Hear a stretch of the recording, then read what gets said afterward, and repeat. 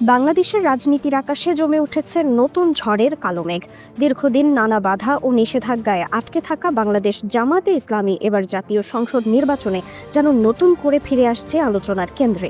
বিশ্লেষকরা বলছেন, তাদের দাঁড়িপাল্লা প্রতীক এবারের নির্বাচনে শুধু অংশ নেবে না, বরং একাধিক আসনে সরাসরি চ্যালেঞ্জ ছুড়ে দেবে আওয়ামী লীগ ও বিএনপিকে। সবচেয়ে বেশি আলোচনা হচ্ছে 5টি আসন নিয়ে, আর সেগুলোতেই যেন ভেসে উঠছে জামায়াতের জয়ের সম্ভাবনা। প্রথমেই আসি ঢাকা 15 আসনে। শেওড়াপাড়া, কাজীপাড়া, কাফরুল ও মিরপুর এলাকা নিয়ে গঠিত এই আসনে লড়াই করবেন জামায়াতের আমির ডক্টর শফিকুর রহমান। 2018 সালের নির্বাচন ছিল তার জন্য হতাশার স্মৃতি, তবে এবার পরিস্থিতি একেবারেই পাল্টে গেছে।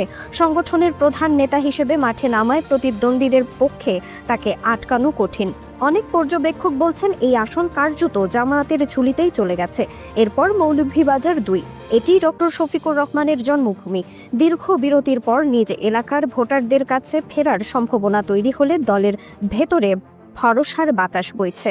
স্থানীয়ভাবে তার প্রতি যে আস্থা আছে তা নির্বাচনের দিন প্রকটভাবে প্রকাশ পেতে পারে। এবার চলুন পটুয়াখালী 2 আসনে। এখানকার আলোচনার কেন্দ্রে রয়েছেন ডক্টর শফিকুল ইসলাম মাসুদ। একসময় ছাত্র শিবিরের সভাপতি, বর্তমানে জামায়াতের শুরা সদস্য। বাউফল উপজেলা কেন্দ্রিক এই আসনে তার জনপ্রিয়তা এখন চোখে পড়ার মতো। আওয়ামী লীগের প্রভাব থাকলেও বিএনপির দুর্বল উপস্থিতি ও মাসুদের স্থানীয় গ্রহণযোগ্যতা তাকে প্রায় নিশ্চিত বিজয়ের পথে এগিয়ে দিচ্ছে। কুমিল্লা 11 আসনে আলোচনায় রয়েছেন নায়েবে আমির ডক্টর সৈয়দ আবদুল্লাহ মুহাম্মদ তাহের। 2001 সালে এখানেই তিনি বিপুল ভোটে জিতেছিলেন, যদিও পরবর্তীতে আসনটি আওয়ামী লীগের হাতে চলে যায়। সাম্প্রতিক মিছিল মিটিংয়ে আবারও দেখা যাচ্ছে দাঁড়িপাল্লার উচ্ছ্বাস। অনেকেই বলছেন, মুজিবুল হক মুজিবের অনুপস্থিতি জামাতকে নতুন সুযোগ এনে দিচ্ছে। খুলনা 5 আসনে আবারও নাম আসছে অধ্যাপক মিয়া গোলাম পরওয়ার।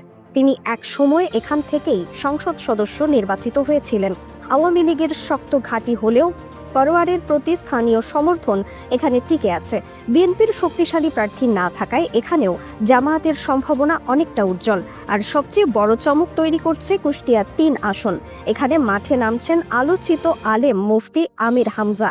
প্রথমে সংগঠন অন্য একজনকে মনোনয়ন দিলেও হামজার জনপ্রিয়তার কারণে শেষ পর্যন্ত তাকে প্রার্থী করা হয়েছে। স্থানীয়ভাবে তার দ্রুত বাড়তে থাকা প্রভাবকে অনেকে জামায়াতের জন্য গোল্ডেন চান্স বলে মনে করছেন।